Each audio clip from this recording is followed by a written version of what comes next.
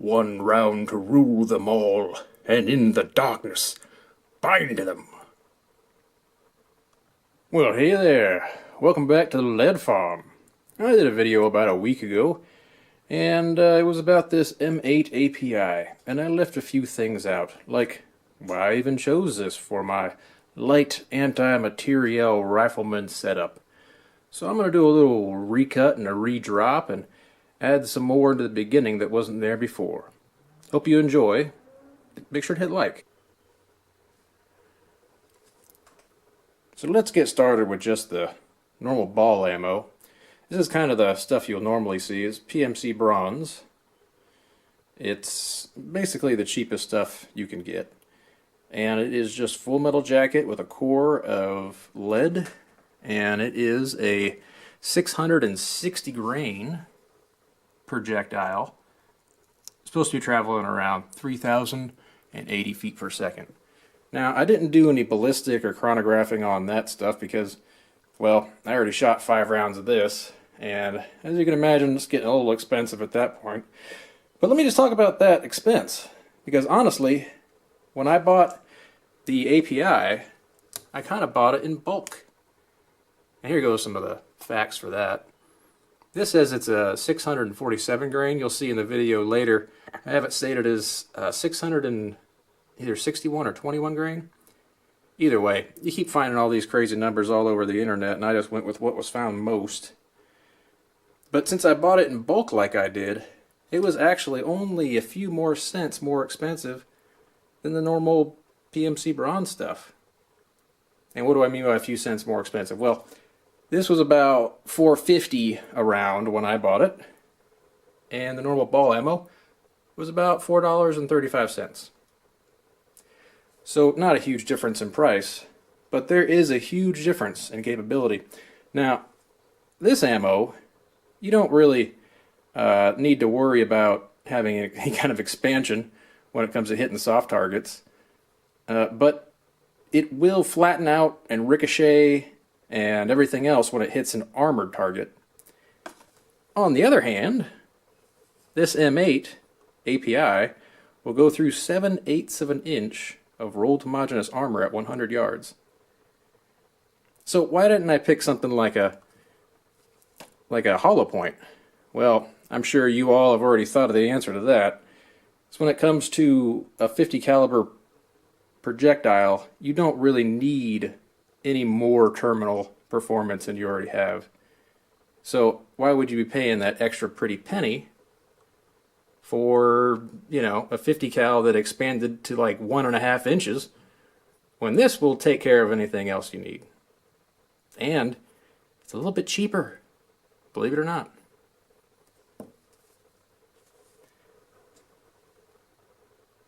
So yeah, I decided to do another intro, kind of go over why I picked this for my light anti-materiel rifleman concept ammo, and I wanted to show you guys how it arrives.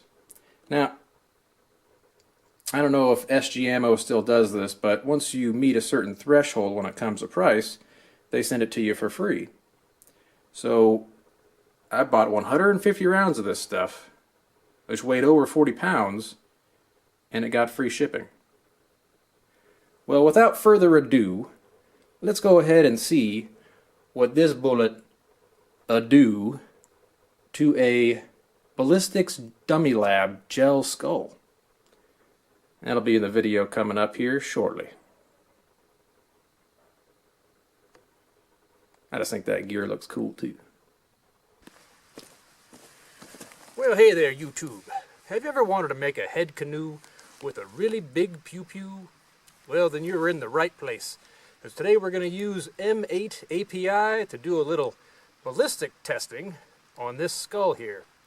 But first, I hope you'll let me apologize for burying the lead just a little bit to do some chronograph info and also to do some myth busting.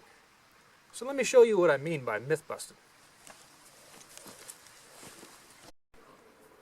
So what kind of myths are we actually busting today? Well, how many times have you heard from either a veteran or some fuddy-duddy that if a 50 cal round even passes within a few inches of you, it'll tear your damn head off.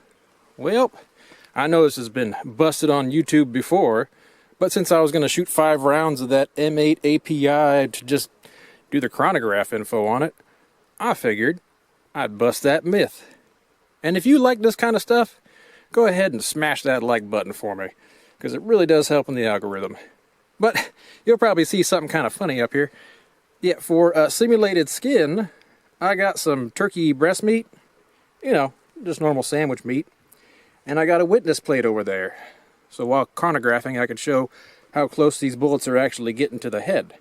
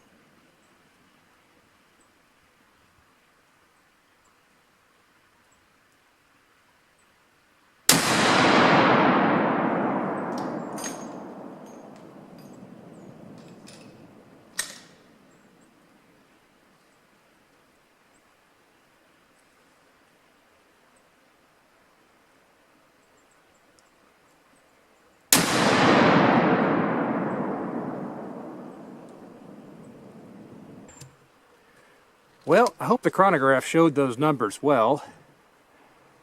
I'll have to go ahead and do an average on it, but as far as the myth goes, put 5 rounds right next to that simulated skin, and absolutely no problem there. So, no, a 50 cal round zooming by your head pretty close won't actually cause any damage. Sorry, all you fuds. I screwed up your lore. Forgive how bootleg this looks. I had to come home to do this kind of math because you got to be Rain Man to figure this out otherwise.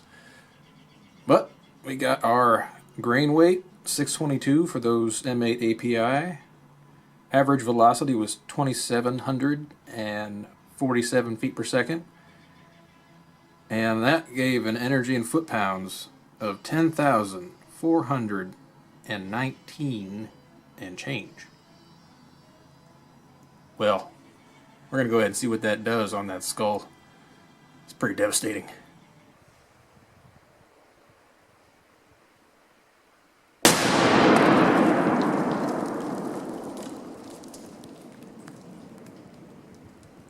Jesus! I was hoping to find some parts to show you guys, but it's everywhere.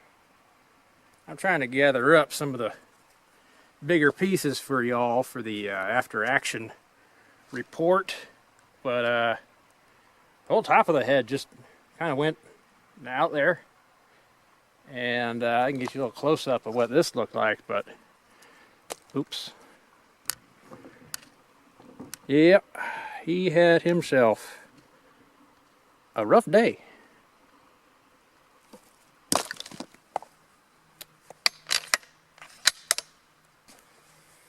Well, that concludes my little test today, and I've been hearing what people have been saying about a slow-mo camera.